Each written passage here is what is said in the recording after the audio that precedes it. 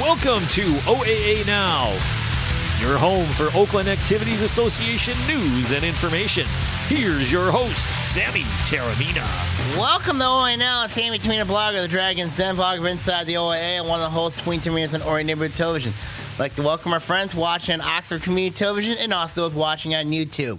This week I got Ian Locke this week for third straight week on radio here. Hey, Sam. Thanks for having me again. Awesome to be here. Yes, Driving the bus, pushing the buttons. It's Good a beautiful stuff. sunny day. You know, it's really beautiful. Absolutely. Makes you smile. No, it does. It does. But, you know, when you look at... Not smiling up in Davidson. No, they're not. They are not smiling up in Davison, and we're going to go over that in a minute. A lot of stuff to talk about around the league, of course, a lot of girls basketball news. Also, but let's go to football. As you said, they are not smiling in Davison. The wet faces are not from the rain. It's the tears. Here's why. Because Davison had everything they wanted. They had everything they wanted. Kyle Zimmerman, you know, was talking on ESPN 100.9 FM radio about hyping this game up. Davison wanted revenge on their home field. They were motivated. They wanted Clarkston. And Davison was all talking about revenge. And, you know, after what happened last year when they lost 31-14 in the district final to Clarkston, I mean, and then they had them on Saturday night in the rain, on grass, on your home field. At home. At home. And then what happens? Egg. 28-0. 28-0. 28-0. How does that happen? I mean, I'll tell you what happened. Clarkston only had 274 total yards on the day. 258 of them were by Josh Cantu, Clarkston's running back. And he had 4 touchdowns. Unreal. And this is a Davison team that, you know, seriously, they had a big win against Southfield Arts and Tech earlier in the year at Wayne State. They did. Let's look at this from a perspective here. Tariq Reed had an ankle injury that he was bothered with. You know, they had to go with their backup running back in their game against Lapeer, you know, and in their first round game. But against Clarkston, I mean, Clarkston's defense, really didn't Davison really didn't show up in this game. Well, that and like you said, the number 200 some odd yards on the ground. It didn't happen in the fourth quarter. No. It happened all night long. The offensive Clarkston pretty much showed its hand right out of the gate. You knew what you're getting. Well, you knew what you're getting. And they just couldn't stop it. Clarkston's a team that they love to run the football. Yes. And if you basically shut that running game down, you're going to beat Clarkston. Especially in the weather. Especially in this type of weather because, you know, it's hard to throw in this type of weather. Yeah. And you basically say... You know, and it was nasty. You know, but we got to look at Clarkson's offensive line. I mean, their offensive line is huge. I mean, 2 freshmen are on that line.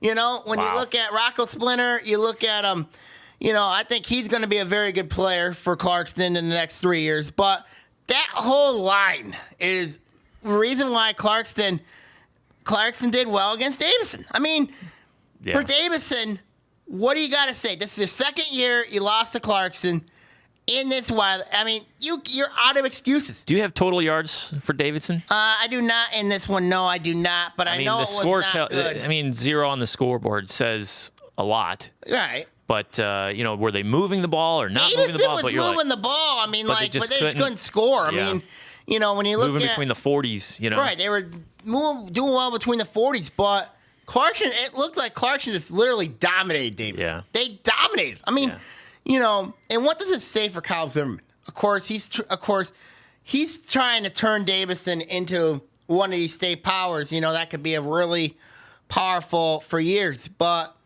you know, to go up against, you're going to have to see Clarkston every year. Yes. You're going to have to see Clarkston every year. Do you think it's maybe wise for for Zimmerman to possibly play Clarkston, you know, in the regular season, possibly? I mean, they played Southfield earlier in the year, but Southfield, in my opinion, is no Clarkston. No, and, you know, we've seen other teams do it. You know, when Lake Orion, back when they were having their dominance in the 09, you know, 08, 09, 2010 and stuff, who did they play? Then they go up against Rockford in the early preseason, right down at Wayne State or Eastern Michigan, right? They're playing those teams that you may run into in the playoffs. I don't think. I think they should schedule him. Why not? You know, do you think it would be wise for Davison to possibly schedule a Clarkston, possibly play a Lake Orion, possibly play? Yes. You know, I think it would be wise. Sometimes when you're in your bubble, right, and you're the kingfish in your bubble, right, it doesn't pay off when you take a little step outside that bubble. When you look at Saginaw Valley League next year, you're looking at Grand Blanc going up there. You know, Grand Blanc's going to the Valley League. Okay. But back to this game. I mean, you know, Davison people, all the talk they have, all the talk Zimmerman said, I don't want to hear. I really don't want to hear. I mean, the reason why you lost this game is you lost to a better team. Clarkston owns you. Clarkston owns Davison. I mean, you could put Clarkston in the city of Davison and they'll own Davison. They own Davison. Seriously. Clarkston has their number. They have their number. We've seen other, programs that I want to. Maybe it's a rivalry. I guess it's not a rivalry, but it's they're running into them in the playoffs. But it is that hump they can't get over. Right. And what do you do? I mean, 2 straight years. You said it. District final. Yeah. Same. And what's the makeup of Davidson's team for next year? Loaded with seniors? Davidson was a senior heavy team. This year. Next year they're going to have. Next year they had their quarterback come back in Cannon Hall. Okay. Well, which is always a good thing. It's always a good thing. If you're senior laden, we've seen this before. Yeah.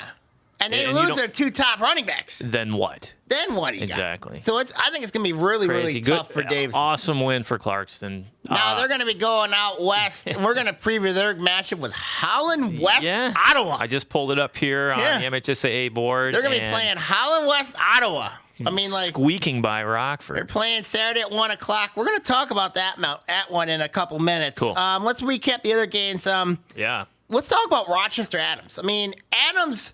This was a matchup. They dominated Utica. I thought it was a defensive slugfest. Utica Eisenhower's playing their backup quarterback, Jack Morris, of course, playing for the injured Max Whitmer, who was out for the knee injury. Okay. However, Adams had a chance to win this one. They got 2 field goals from Ben Patton, their kicker. One was from 21, the other was from 34. And then with about 1:27 left in the game,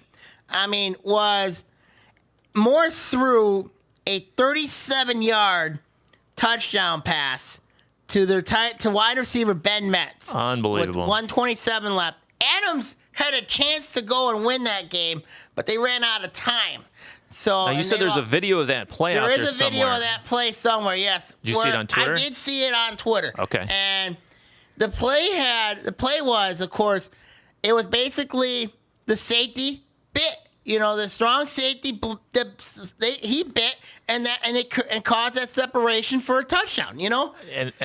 And that's such a crusher because it looks like they held the lead for most of the game, right? It was 6-3. It was 3-3, and then it was Adams that took the lead at 6-3. Yes, and then all of a sudden it was like, what are you thinking? And then you gave that touchdown late. And mistakes happen. And what time was that game? Was that in the afternoon? That was a Friday night. Friday night. Weather was okay. Yeah, it was okay. Nice. So you can't say, it's just one of those. It was a defensive slugfest. Yes. It was a really, really unleagued defensive slugfest. Wasn't pretty for the offenses, And Eisenhower made the play. And Ike made the play, you know what I mean? And Utica Eisenhower made the stop they need defensively. It was a big stop for Coach Chris Smith's team. But for Adams, for Rochester Adams, they are a senior-heavy team, but we saw a glimpse of their future. Adams football, do you think Tony Petrio's got that team back? I think so. Adams football. Look what they did during the regular season and through, right now, they lost, but just the eyeball test says they're better than the record is. You're watching them play. You're going, man. They were 9-2 last. I think they're good. They're really good. Mm-hmm. And like you said, if they're losing some guys, we just mentioned that if you're losing a lot, what's the feeder system like? What's the middle school system like? What's their JV program like? Adams runs a really good program. Bodies. They run a good program. They have a very good youth program there. I know the Rochester Redskins. They run a very good youth program there. They run a very good middle school feeder system over there. Of course, you have Westy, of course, and then especially Van Heusen. Yeah. And then, Then you look at Adams High School. I mean, like, so they seem like a very disciplined squad. They run that Veer. I mean, it's a Veer program. You got to give Tony Petrino a lot of credit for basically what he's done with that team. He's working that team. He's got that program going in the right direction. But for Adams, they lost that game. But they were in that game. I mean, and I know it's tough. And I know it's hard on those players. But when you look at Adams, I think the future is bright for the Highlanders of Rochester Adams. I think so, too. I really do. Let's look at Oak Park. Of course, as mentioned, we talk about families. Torino Richardson is the younger brother of John Kelly. Of course, John Kelly is playing college football at Tennessee. His brother, Torino Richardson, he had 139 yards and 4 touchdowns against Birmingham Brother Rice. Wow. And it was a 34-14 victory for Oak Park over Birmingham Brother Rice. Of course, did that surprise you? No, not really. I know you eat and breathe this sort of stuff, and you're on top of these guys all season long. You know exactly what's going down. For the casual observer like myself, I was like, wow. For me, it was like, man, that is a beatdown, and way to go, Oak Park. Oak Park's playing a murder's row. They played a murder's row with schedule early. They play you guys on week 1. Yes. Then you're playing in that white where you have a lot of very good teams in there. But they got a ton of talent. Let's not forget, this is a program that has a lot of kids going D1 schools. When you look at, of course, one of their offensive linemen, Marquand McHale, he's going to Kentucky next year. And you look at, of course... Is Kentucky considered D1? And then you have John Kelly, of course, he's playing at Tennessee right now. Yep. I mean, Oak Park's got and of course, this recently, their quarterback, Dwan Mathis, he committed to Michigan State. Yep. I mean, so Oak Park's got a lot of talent, a lot of athletes on that team. 34-14. Yeah, that is a statement. 34-14 against Birmingham Brother Rice. They made a statement against them. Absolutely. Now, their opponent next week, and we're going to talk about their game with Warren De La Salle, is they're outscoring their 2 playoff opponents. You ain't going to believe this. 96-0. Yeah, including 50 to 50 Bagel against Port Huron Northern. Port Huron Northern, yeah. So unreal. I know. So that's going to be a tough matchup for Oak Park. We're going to preview that one coming up. Let's look at Harrison beating Warrenwood's Tower 33-0. Yeah. John Harrington's got that team rolling. Yeah. Warrenwood's Tower, they're a good team. But, Warrenwood's Tower is a team that really has a, I didn't think they didn't have a chance against Harrison. I didn't see that outcome. I did. I have kind of Harrison, I only started following him recently, of course, because you, Sam, sharing the history of the coach, and you always like to see the legend continue on. And, as they're shutting down the school and the whole. The story is the story. Everybody really knows it if you're following high school football. But it is a feel good story, and this team is running through walls. Right, they're running through walls. They're playing. They're playing great. They're playing great football right now. But when you look at they got Linden, and they win that, a possible clash with Dearborn Devon Child coming up. For Harrison, this is kind of like the last hurrah because they do. I know they have one more year next year, and then that's it for Harrison. Yeah. But boy, if they get, they keep rolling like this, they're gonna. The difference in that game was Roderick Hurd. He went over 100 yards and scored 4 touchdowns just on the ground. You know what I mean? So, and for Harrison to do this is not at home for them. They've been doing this on the road. When you look at Warren Fitzgerald, look at Warrenwood's Tower, and they're going on the road next week to Linden. So that's going to be very interesting right there. Yep. And then the last one, and me and you talked beforehand about this one, was West Bloomfield putting up 41 on Waterford Mott. And this was not the shocker. It was 41-7. Yeah. And it wasn't West Bloomfield throwing air raid on them. They went on the ground and just tore their soul apart. Really? Yeah, you look at Colin Hurd ran for 2 touchdowns. Shamir Dennis added two scores. Bryce Beasley added 1 score. All of it was on the ground. I know there was one play where it was a wide receiver. It was a quarterback to wide receiver pass, and wide receiver threw it down to wide receiver. That started the whole melee. The avalanche. The avalanche effect, and then I mean, both high-powered offenses go into this game, right? Mm-hmm. I mean, scoring 30-some-odd points a game, both of them. I don't know. I thought it'd be closer. You said, is this going to be a battle of the offenses? I mean, last week we were talking. We were talking about it was going to be a battle of the offense. But one offense showed up. I mean, but when you look at when did Mott score that touchdown? First quarter. So it was a feeling out process, and then West Bloomfield shut the door. You know what I didn't know was, you know that suspension we're talking about? Yes. That Waterford Mott had?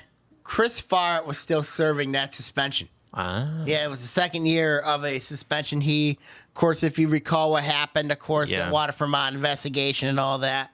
So, found no wrongdoing or whatever. I mean, at least the school district's answer I thought was kind of silly. Yeah. But, he's suspended, whatever. Yeah, but still, I mean, like, West Bloomfield's known for their air raid attack. Oh, boy. And what they did to Waterford Mott was just a clinic on the ground. Yeah. It was a ground clinic. They just ran it down their throats. Yep. I mean, what do you say? What were you saying about West Bloomfield, too? I mean, their playoff blunders in the past, right? Their playoff blunders in the past, have really, at the beginning of the playoffs, we're like, are they going to do something? Are they going to right this ship? Are they going to do something about it? And it looks like they're doing something about it. This is their first district title in school history. Of course, Nick O'Shea, their kicker, he was brilliant. I mean, he connected on 2 field goals. I mean, he had one from 20 and the other one from 36 yards. Nice. I know Nick O'Shea's been having some personal issues with his family. You know what I mean? Of course, the unfortunate tragedy what happened with his father. But, I mean, like, and of course, his teammates have rallied around O'Shea. You know what I mean? He's really delivered. You know what I mean? I mean, like, and also what helped in that game was Nick Seidel. He had 2 interceptions. Of course, picked up McCollum twice. I mean, but what shocked me was the West Bloomfield's defense. We did not see this coming. No. I mean, they shut down David McCollum and the Corsairs offense. I mean, it was shocking to say the least. It was. I mean, he's an athletic quarterback. Yeah, and when that result came across, I think the Twitter feed, my wife read it to me. I'm like, Sammy's going to go crazy. Because, I mean, what we were talking about last week, I mean, I was going to say that was the one game that I was really interested in seeing the outcome of. Right. Because you're going, ooh, that could be a really good one. It might be tight, might be close. Could come down to the last possession. Nope. No, it was not even close. I'm sorry. It really was not even close. I mean, when you look at what happened in that one, I could not believe that one. That one just mind-boggling. Well, who do they have next? I mean, we're going to preview them right now. Of course, speaking of West Bloomfield, this is their regional final matchup. They're going to Swinehart Field this weekend. Detroit CC? Nope, they're going to Swinehart Field. Oh, that's Canton. Sorry, I'm looking at the wrong list. They're going to West Bloomfield is going to Swinehart Field this weekend. Swinehart Field. That is at Utica High School against Utica Eisenhower. 11-0. That's going to be a very interesting matchup. Now, the question's going to be is what quarterback's going to play. Is it going to be Jake Morris? Is it going to be Max Whitmer? I mean, like, I know Utica Eisenhower coach Chris Smith has kept the lip shut about the quarterback situation, but West Bloomfield's got to prepare for 2 quarterbacks in this game, and of course that option offense that they run. But does Utica Eisenhower have any chance against West Bloomfield's air raid attack? Now we know they're known for their defense. Yeah, well, going 11-0, you can't deny it. I mean, you're undefeated. But still, this is an offense that... Still, I'm looking at West Bloomfield going, they're on a mission now. I mean, I think their mindset has changed. Just look what they did so far in the first couple games. I think this is West Bloomfield's game. You think this is going to be West Bloomfield's game? I do. They go into Macomb County and beat Utica Eisenhower. I do. I think they're going to go in there, too. I think it's going to be really, really tough because Utica Eisenhower's got a lot of pride. They really do. And... I think it's going to be really, really interesting to see what they have. I haven't seen the weather forecast. I think it's looking like it's going to be a little rainy, a little potential snow on Saturday and Friday. I've been hearing it's going to be a potential snow on Saturday. Lower 30s, but I've been hearing it's going to be in the 20s. To what I hear. It's getting worse. It's getting worse. I'm going to have to update my weather forecast. It's going to be really, really interesting each week. So yeah, I think it's West Bloomfield's. Yeah, I think so too. I mean, I think West Bloomfield's really found their running attack. I think Colin Hurd is really adapted into that running game for them. I think it could be a big difference maker there. Staying in Division One, let's talk about Clarkson's matchup. Oh boy, they are going out to Holland to take on Holland West Ottawa. And that we were talking about that last week too. Going, hey, guess who gets to travel this time as opposed to the you know West is usually coming east. Yeah, except now East is traveling west. They're sending them out there. So, what's your thoughts for Clarkson to have to take that 4.5 hour bus ride Not to only Holland? 4.5 hour, but the game's at 1. At 1 o'clock on Saturday. So, you know, are they getting up early? Are they going out a day early? What are they going to do? But that's a Saturday? That's a Saturday Saturday afternoon. at 1. I know nothing about Holland West Ottawa, but if they took down Rockford's always a solid team. I do got some information on Holland West Ottawa. Spill it, so Sammy. Here it is. They run a spread offense. You know, they run a spread. They have a very good quarterback in Isaac Van Dyke, who was very instrumental in their games against Rockford. He's a dual threat. He has 3 very good wide receivers in Liam Kavanaugh, Blake Bozema, and Xavier Wade. And, of course, they have a running game. Of course, Shawnee Township's their top runner. So when you look at this could be a game where I think Clarkson's secondary is going to be severely tested in this game because in Clarkson's first 2 playoff games against Rockford and against Grand Blanc and Davison, they really were not tested in the air. So I think they're going to be tested this week when you look at that matchup. Now for Holland West Ottawa, you know, this was the first time since 1993 and 1994 that they have beaten Rockford twice in 1 year. Yeah, that's saying something. And that's saying a lot, considering what type of program Ralph Munger's done over there at Rockford. I mean, for Clarkson, this is going to be it's a whole new. It's like a tale of. It's like going into Cinderella's place. You know what I mean? Basically, like you're going into a whole. No. It's like you're in a Wizard of Oz. Yeah. You're like in a Wizard of Oz. You know what I mean? You're like going to Oz, and basically, it's like the first.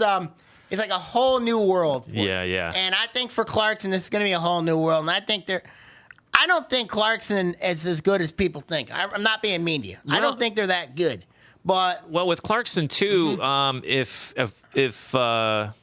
their play calling holds and the ground attack is their thing, maybe it's a clock. You know, it's a time time possession. But if Holland West Ottawa hold on to the ball. But if Holland West Ottawa shuts down Clarkson's run attack, you know. Force Nate Ubawi to go in the air, basically to use their wide receivers. I mean, that could work in the Holland West Ottawa strengths, which is, you know, Holland West Ottawa, they're a team but Holland West Ottawa will give up points. Yeah, they're going to give up points. Exactly. And they gave 28 to Rockford.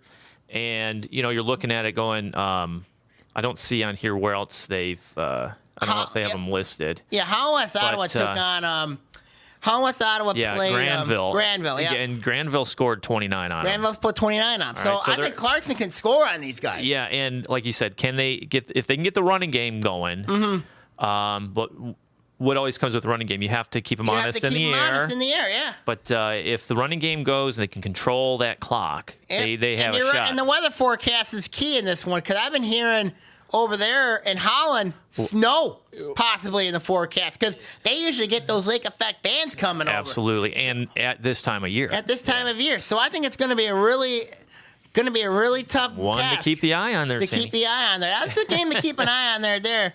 And then let's go to Division 2, as mentioned. Oak Park and Warren De La Salle playing at Wayne State. Really? Yep. As we mentioned, of course. I mean, like both 9-2 teams. Yep, Mike Gioni's team, of course, we know about Mike Gioni from his days at Macomb, Dakota. Okay. And he's outscored his 2 teams in the playoffs by a combined 96-0. That's obscene. And you see, sometimes you got to look at the competition. I know, true, but sometimes you see teams that, like I was gonna say that sometimes you see teams that are just putting up gaudy numbers. Like, who are they playing? And you know, it's more than just a number on a page or a screen as we're looking at here. And Oak Park's going to bring talent, like you said. We talked about earlier. Oak Park's got a lot of talent. They're bringing it to this game, and this will be a test for them. Well, Oak Park should be used to playing tests. I mean, they play. Greg Carter, you know, their head coach and athletic director, has done a magnificent job putting up Murder's Row with schedules for each. You know, his week 1 games are absolutely ridiculous. When you look at This year, they had to play Utica Eisenhower. A couple years back, it was Detroit Cass Tech. It's scheduled non-conference. It gets them tougher, yes. But it's scary, to say the least. It's brutal. Dude, I'm looking at De La Salle's schedule here throughout the year. They beat Detroit Catholic Central twice. They're putting up points. They're putting up lots points. And lots they got points. a quarterback. They got a quarterback in Luke Fromm, who's been playing very, very well. And Coach Greg Carter's a defensive-minded coach. So this is going to be a tough call for Oak Park this week. Going to Wayne State. But if there's anything that might help Oak Park in this one is they have played at Wayne State too. Yes, and what happened? They lost. Yeah, 36-6. No. They lost 24-7. What am I looking at Eisenhower. Here? Zenith Prep Kickoff Classic at Wayne State University. Yeah, that was 24-7. Yep, Oak Park lost that one. Eisenhower. Yep. So this is incorrect here on this list. It's 36-6. No, it wasn't 36-6. All right. Well, anyway. The good thing is, venue. You're familiar with venue. That helps, so it's no mystery. I think you're talking about Warren D. South. They played Zeeland West earlier in the year. Oh, yeah. Yeah, they were crushed 36-6. Okay. Yeah, that was who you were thinking De La about. Salle. Sorry about that. Yeah. Oak Park, of course, they have experience playing at Wayne State, but Warren D. South's really improved since that loss to Zeeland West.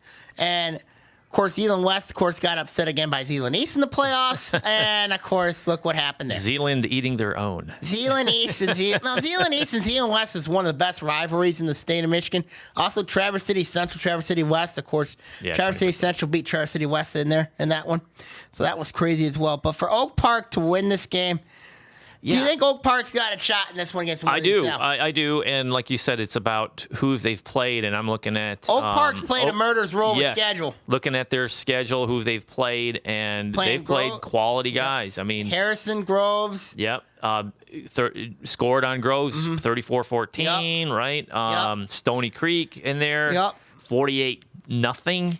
Yep. I mean, Berkeley, you can say what we're going to say about Berkeley, but 62, they're taking care of business. There's no question marks. I mean, Oak Park doesn't really have any question marks on that team. Harrison was close, 3-point loss. So, I mean, there's nothing really standing there going, they're limping into the playoffs. Oak Park's going to be fine. I think Oak Park is going to be in this game, but as mentioned, you got to question Warren D. South's competition the last 2 weeks, of course. Poor Huron Northern's not very, they had a very good record, but. And Ferndale, of course, got sentenced to play Warren D. South in the first round despite having a home game. So, and you could say, De La Salle, false sense of security, scoring all them points and rolling through their competition I could go come get back to bite them. And then we have the last game here to preview before we go to break. It's Harrison taking on Linden. Of course, the Linden Eagles put up 49 points last week against Ortonville Brandon in a 49-27 win. Harrison, as we mentioned, they're rolling right now. Of course, I think Harrison's schedule, could help them here. Of course, Linden, of course, they've played their fair share of teams. Of course, playing Fenton, playing Flushing, playing Brandon. I mean, it's really helped them out. But let's look at what John Harrington's done. Of course, last season, of course, as mentioned, Harrison didn't make the playoffs. They're 5-4, but they got a quarterback in Noah Hendricks. The only concern that I have in this matchup is going to be Harrison's depth in this one. Yeah. So when you look at that matchup, Linden's got a lot of depth. There's no doubt. They got a quarterback who can throw it in them, George Walterhouse, and of course their wide receiver in Corbin Snipes. So, so when you look at that matchup, and those two went havoc on Ortonville Brandon last week. Yeah. They did, and I don't know. Ortonville is kind of the sentimental favorite. You'd like to see him do well. Actually, Linden was favored in that one. Yeah, but I mean, for like a sentimental favor, hey, let's see Brandon do well. But it didn't quite work out. But for Linden now, they're taking on an athletic Farmington Harrison team. Now for Harrison, this is going to be their second time on grass. Of course, they played East Kentwood earlier in the year and got absolutely destroyed over there in the west side of the state, but it could be their first time playing on grass. Who knows? I mean, but they have any common opponents, Harrison and Linden? They really do not. I mean, when you look at it, Holly, Fenton, Flushing. Yeah, I mean, they really do not. Besides Kersley, Swartz Creek. This is the first time they're gonna be playing each other. This is the first meeting. between Really? those two teams. Yep. Interesting. It's going to be the first meeting between those two teams. So I think it's going to be a very interesting game. But do you think Linden has a chance at home against Harrison? I think so. I mean, I'm looking. I mean, they can score points. That goes without saying. I mean, just looking at the regular season schedule, Flushing was that the closest matchup they had all season? But let's not forget, Flushing upset Fenton in the playoffs last week, 28-21. True. So I think, But that was the start of the season, and it looks like, I mean... No, they upset them in the playoffs last week. No, I know, but Flushing earlier in the season, it was the first game down at Atwood Stadium. But, I think Linden has a shot. I mean, they obviously can prove they can put points up on the board. But this is Harrison. I know it's Harrison. This is a whole other animal. Yeah, I think it should be a decent game. But again, I'm going to go with Harrison. I just think they've got... Too many more athletes in the outside. Well, it's athletes, but I also think they've got that emotional push. They got to get coach another one. They got to keep pushing because their time is ticking. If they do, it will be Harrington's 14th state championship, which would give them the most, I think, in state history. Wow. So that would be incredible for John Harrington. Yep. Okay, my final thoughts this week on football. Of course, see what happens this week. Of course, we'll recap the regional final next week on OAA Now as well. So, okay, now when we come back, we're going to talk a little bit about girls basketball and some volleyball. And then our third segment, we're going to talk cross country here on OAA Now.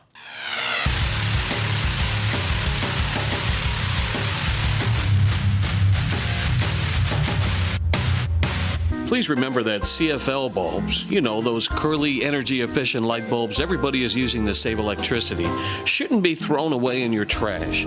Neither should batteries or home medical sharps. You can check with your local community to see where they can be recycled. Some retailers will allow you to bring them in for recycling. You can also order simple kits online that allow you to collect your recyclables and simply mail them away to be properly recycled. This green tip was brought to you by your friends at Waste Management.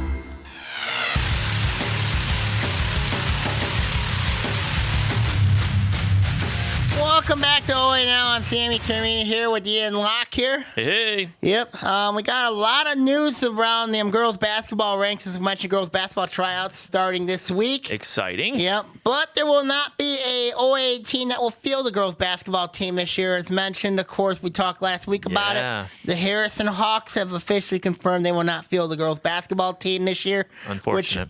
Which means that their Harrison's two returning players are now at Farmington. Wow. So when you look at... So that's all they had, two returning? They had two returning starters, from a team that really was in a lot of turmoil. And, it's unfortunate now that, now that the girls basketball program at Harrison is officially over. It's over. Yeah, it's over. It's if you're an alum from there, the history. And it's always difficult when a school is shutting down and you have all the the trophies and the different things from across the decades of the accomplishments these guys and the girls have done over the years, and then now I guess it's all gone. It's just done. It's just done. Kind of it's unfortunate because it's completely when you look at Harrison, I mean, apparently what happened was Harrison has a developing options program, of course, but unfortunately it wasn't meant to be. And they had a talk with the MHA last week about it and confirmed that, and also the MHA website also confirmed by Harrison not taking off, Harrison not having fielding any schedules for girls basketball this year. So that's another confirmation as well. So, it's a rumor no longer. It's a rumor no longer. Harrison does not field the girls basketball team this year. So the league is going to be 7-7-7 when you look at it now. And a couple of those teams in that division probably got to be looking for 2 games. When you look at when you look at the rest of the league. Speaking of Farmington basketball, of course, Farmington basketball's got a new girls basketball coach. Oh. Yep.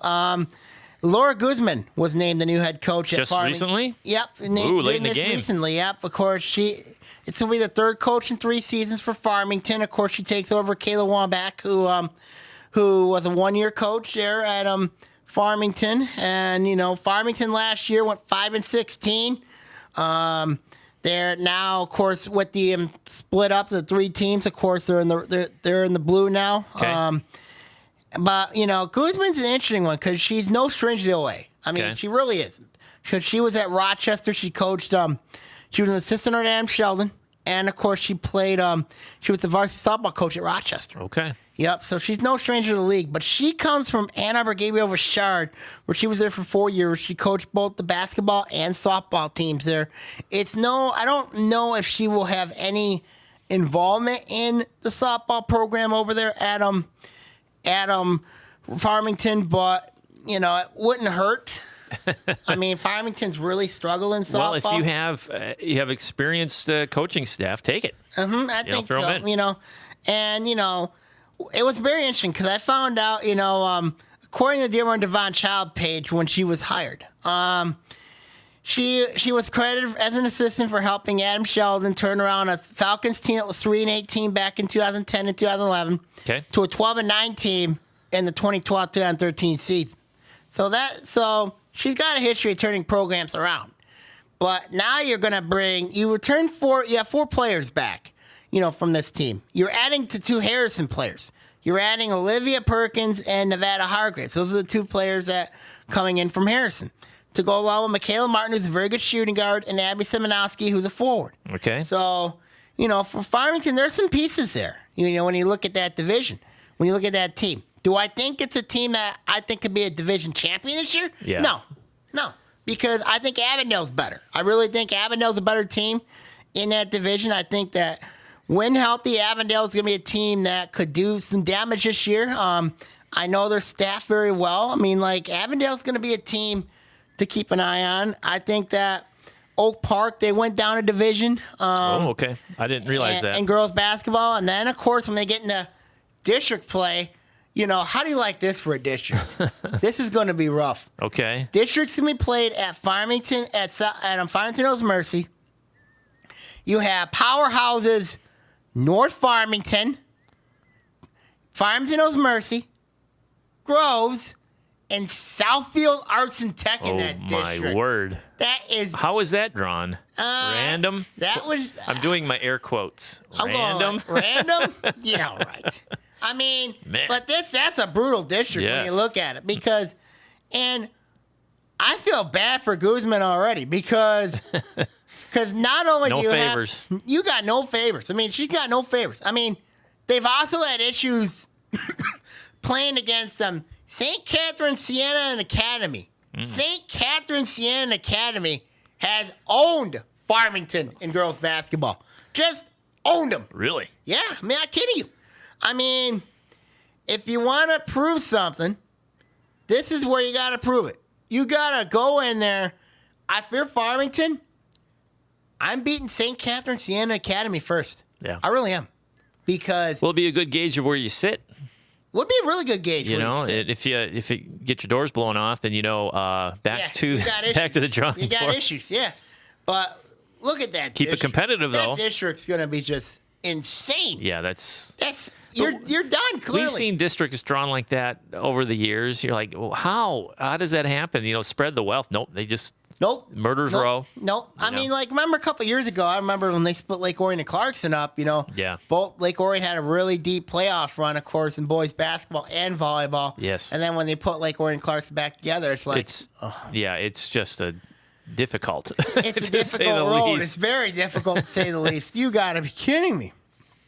Speaking of volleyball, let's go into volleyball. Yeah. Of course, we're going to preview the Regional 4 matchup. Of course, the shocker to me was probably the one Adam Clarkston, where it was a 4-game match between Lake Orion and Clarkston, and nobody saw this one coming. I mean, Paige Briggs did not play in that one, but still, I mean, to see Lake Orion just losing 4 games to Clarkson really just is mind-boggling. Yeah, and I don't know if it was. I mean, they couldn't hit, what I heard. They couldn't hit, but we had cameras there.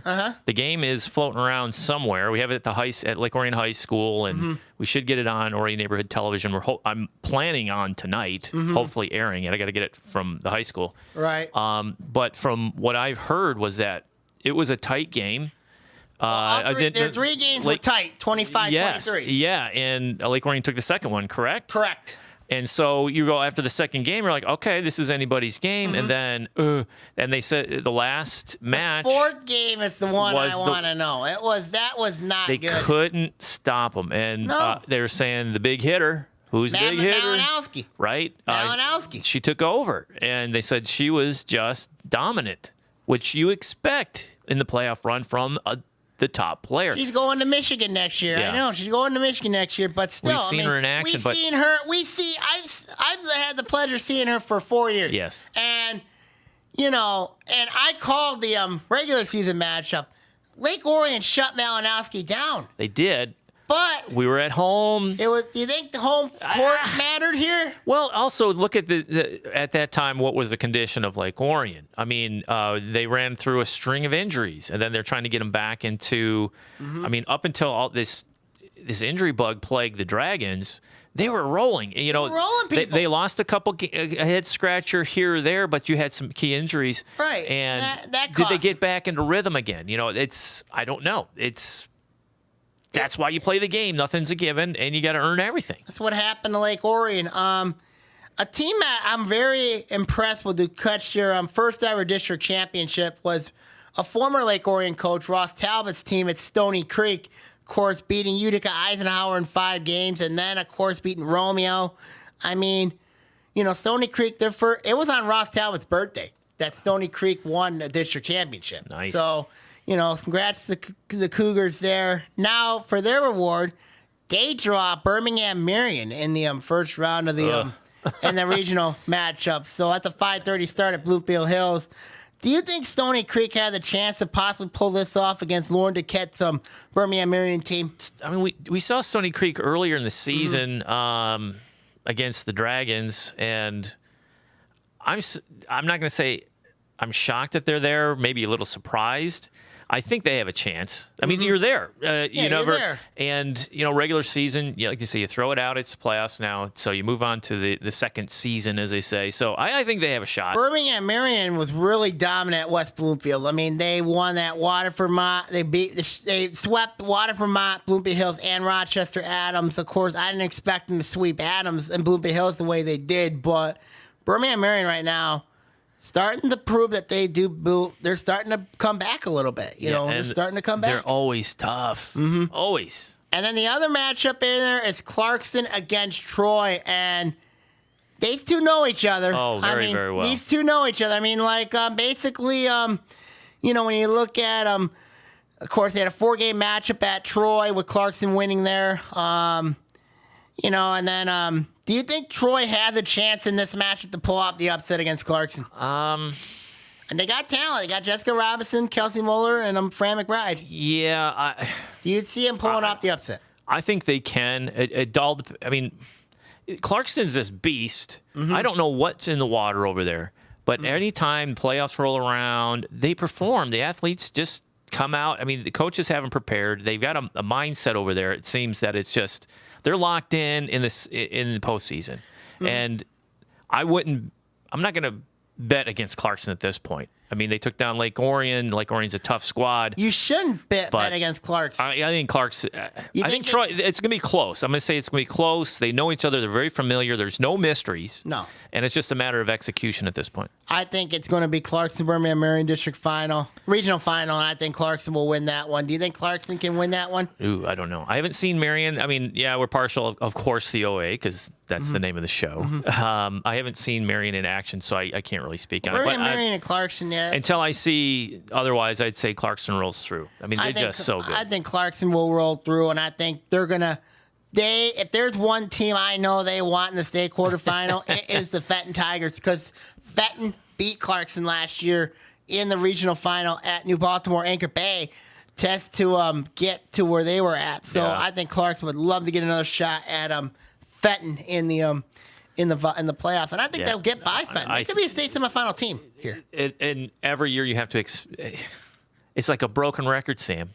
I know. They're always there. I know. They're always there. Always there. They're always there. It's like Clarkson. You see in them in the 2010s. They've really been dominant. Just tough. Really tough. All right, now we come back. We're going to talk about some cross country a little bit here on OAA Now.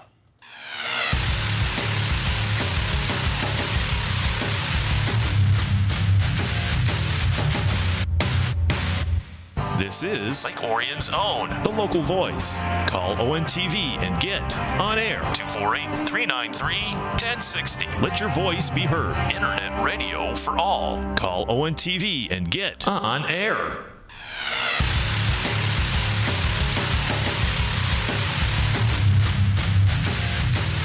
Welcome back to OAA Now. I'm Sammy Terramina here. Of course, one of the most interesting stories here is coming from cross country. Of course, let's also briefly look at soccer. Of course, the OAA teams made the regional in that.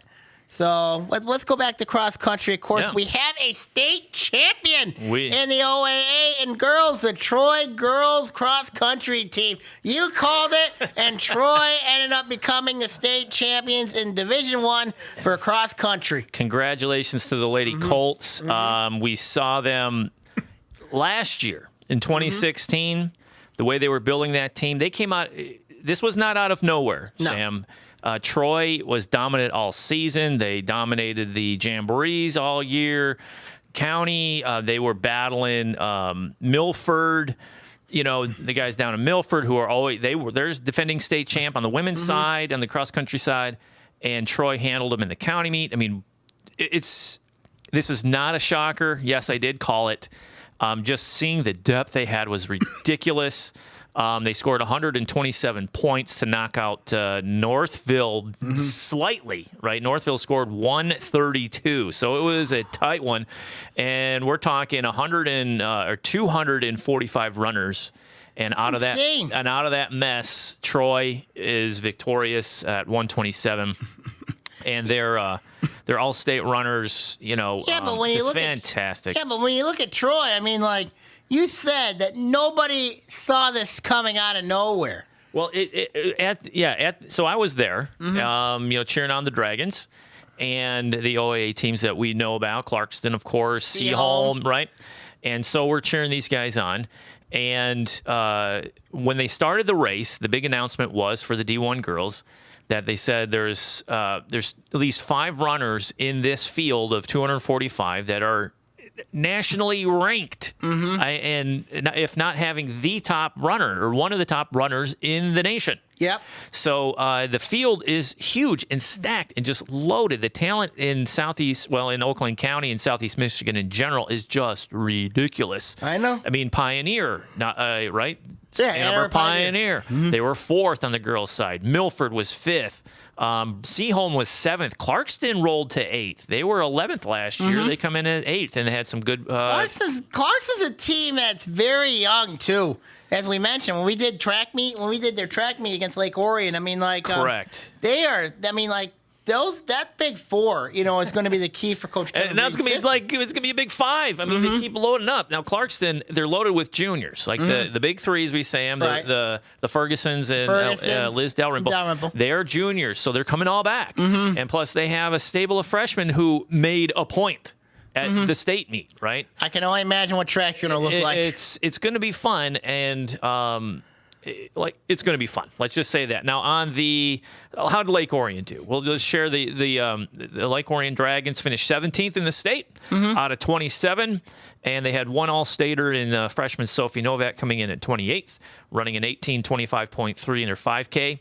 And what did Seaholm finish? Seaholm was Seaholm came in at 7th overall. Okay, and I can pull them up here on the website here, but. Brianne Seaholm, their top finisher was Rachel McCardle, a senior, 17:51. She was 6th. Yep. And I believe their only other All-Stater was Emily Rooney at 30th. So she was the last All-Stater top 30 to medal. Both seniors, though. Right, both seniors. So they're gone. They're going to Seaholm could be rebuilding a little bit next year. They could be, and Lake Orion kind of had their number. I mean, they competed with them in a couple of jamborees. Clarkston was, obviously either 2nd or 3rd, depending on how Troy decided to run. Right. But they dominated. Right. And Troy is losing some of their team. They were building last year for what happened they're building this for year. this year. So when you look at Troy, it's going to be difficult to repeat for them. So when you look at possibly for them building from cross country to track season, correct? Yeah, Troy Goros could be a player, especially on the distance side. And track, but is a whole nother beast, right? Because they're sprinting, they're throwing, correct, and that's what made Lake Orion the regional champ on the girls' side so difficult. Is they have the jumpers, they have the throwers, they have the pole vaulters, they got the middle distance, they got the sprinters, they have somebody that can do everything. Yeah, somebody that can counteract like a team like Clarkson who's very good in the distance, to balance that Clarkson attack. Exactly. Let's take a look on the guys' side. Clarkston men. In the D1 ranks, they were 8th overall at 304 points, which is a good showing. So good match showing the for the girls. Wolves, yeah. Good showing for Green's team. I was surprised. Where are we at here? Pioneer took the championship at 107. Pioneer, they've been solid all season long. But yeah, the OAA was represented well, or Oakland County. I mean, we had a lot of familiar names in the top 10 doing what they do. Again, just the talent is just ridiculous. The talent around, especially around the league, is just insane. Absolutely. I mean, when you look at, of course, you said Clarkson represented well. Yeah. On the guys' side, Stony Creek was 15th. Stony Creek was 15th. Right. And let's say Stony Creek. They're a young team. They are. The girls are loaded with freshmen. They came in 24th. It's not bad. It's not bad out of 27. But the thing is just observing like Lake Orion. We were chatting about, going to state meet, are you deer in the headlights, or are you comfortable in your surroundings? Right. The weather conditions were kind of funky. It looked like not a lot of teams were comfortable in the surroundings. No, and we thought Stony Creek. I thought Stony Creek would be closer to where Lake Orion was. We also thought Lake Orion would be closer to where Clarkston was. We're going in. We thought, hey, top 10 is very doable if everybody holds level there with what they can do. And we got to give some call out to a really positive call out to Iris Meach, the freshman for Lake Orion, who ran her lifetime best, the only varsity 7 runner to do it on that lousy course. And Iris broke 20 minutes for the first time. It's not bad. Good for her. And Iris was the 4th finisher and came in 166th in the state. So good for Iris and for the Dragons. I'll say this. After the performance and the reactions from the girls, they're angry. They're angry and hungry. I know that they're motivated. And they're a pretty young team, too, when you look at they're mostly sophomores, and there's 3 sophomores and 2 freshmen, and 1 junior. 1 junior. So they're all coming back, and I know they're going to be very, very hungry. Can they pull off a Troy? Can they get that high? There's signs that say the top Clarkston. 3 runners. Well, you have Clarkson, but you still have the top 3 runners are really Troy's developing. Got a lot coming back. Correct, and it's all about that middle 3. Yep. What's happening in the middle 3 runners. When you handle all the balance, you handle all the depth, I mean, it's something that's not going to be easy to accomplish. No, and we can't forget Andrew Nolan. No. Lake Orion's lone runner at the state meet had to endure delay after weather delay after weather delay in a cold tent. Saturday was horrible. Saturday was just truly horrible. All around. I mean, lightning and thunder, we had it. We saw the Michigan State game delayed 3.5 hours. 3.5 hours. So we got that weather before they did, and it was brutal. And so Andrew Nolan in a tent, freezing, I think it was 40 degrees with a stiff wind out of the south, cold breeze, and then wet. Delays. He was in a sleeping bag all day. What does he do? Does he complain? No, he just goes out and runs out of his shoes for a 14th That's all mentally state. tough right there. That's strong enough right there for that Andrew team. Nolan, sophomore for Lake Orion, 15:41.8. Unbelievable run. Coach Ford, way to go. Get him in. Get that mental fortitude for his team, and Nolan showed it. I mean, it was just fantastic. Well, when you look at next year, let's talk about the OA next year. What cross country teams, especially in both boys and girls, could be players? See, that's difficult. I mean, I think Clarkson is always going to be a player because they're loaded, and it's easy to repeat, especially on the girls' side, because usually the younger runners are the ones that perform right away. They can do something right away. Right. Developing the guys, usually the juniors and seniors are the ones that show up because you're stronger, you're bigger, more training, you end up performing better. I think Clarkston's there. Oxford, I was surprised. They had some good talent. They didn't make it They didn't make it as a team to states, and they're losing one of their best. Right. So Stony Creek on the girls' side is one that makes me nervous. Because they're loaded and they're fast and they're super young. They're all freshmen. Yep. And I understand Oxford on the girls' side. I was at a middle school meet, and they were taking like 2, 3, 4, 5. I mean, they were coming in bunches and they were fast. And so they're really excited about their middle school program coming in. Watch out for Oxford. Watch out for Stony Creek. Stony Creek is the ones off the, those are the two to keep ones an eye that weren't on. making noise this year are going to next year. Any teams in the southern part of the league could make some noise or no? I don't know. It's top heavy. I mean, it's the same old suspects. Well, besides Seaholm, especially in the red. Yeah, I mean, Right. Seaholm, I don't know what's going to happen with them because they're losing two of their top. And we don't know what's going to happen in the bottom. I don't. So we're going to see what happens. It's going to be fun. It could be really fun next year. So you said soccer, we're out. Soccer, the OAA teams are out. I mean, Harrison got beat by East Lansing, and Troy lost to Walled Lake Central in a shootout. What was the East Lansing score? We were chatting about that one, going up to East Lansing. Yeah, it was 2-0 tough. Harrison. That was 2-0 in favor of East Lansing, where Harrison, of course, both those teams ended up losing in the state finals, their respective tournaments. Who won? Who won the state title? I gotta Should I look it up? Nobody Detroit Cap Central and class in Division 1. Okay. I'm not sure won Division 2, but I know East Lansing I think lost in did Division they? 2. Yeah. So so when you look at soccer, of course, when you recap that, Harrison came out of nowhere. Nobody expected absolutely. Harrison to do what they did, and also Troy, of course. Troy lost a ton of players from the previous year. Now it's Troy Athens. Or is it Athens? Yeah, Troy Athens. Unbelievable. So what's in the water in Troy? I don't know. I really don't know. Troy's been known for their soccer prowess, especially in both boys and girls. True. So that's a very interesting situation. Good for the Colts. Yeah, good to see OAA take home a championship. That's the second championship the OAA has taken home. Of course, Bloomfield Hills took home one in tennis. And that was last week, and then and now this week with Troy in cross country. So. So the OAA right now, it's a nice start, when it comes to state championships now. And now we're rolling. I mean, this is kind of concluding. Got some more football to talk about next week, of course. Yeah. And then basketball kind of rolling into that. Basketball kind of be rolling into that. We're going to be in that little lull there before the hockey seasons and basketball and all that good stuff. It's going to be really interesting to see what happens. So, I mean, especially as we head down later into the stretch of football, of course, we're going to keep an eye on the stories. You can follow me on my blog at Sammy_Termin at blogspot.com. Also, keep an eye to OAA Now, also for latest updates as well.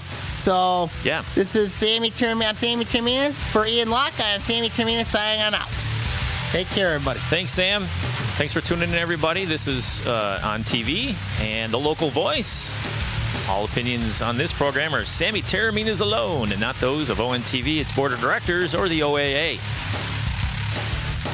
Keep listening to The Local Voice on Orion on TV, Comcast Channel 10, AT&T Uverse Channel 99. If you're interested in making your own radio show, we're getting ready to launch our internet radio station. Give us a call at 248-393-1060 for more information. Host your own podcast like Sam, or be a DJ here at ONTV. So give us a call, 248-393-1060.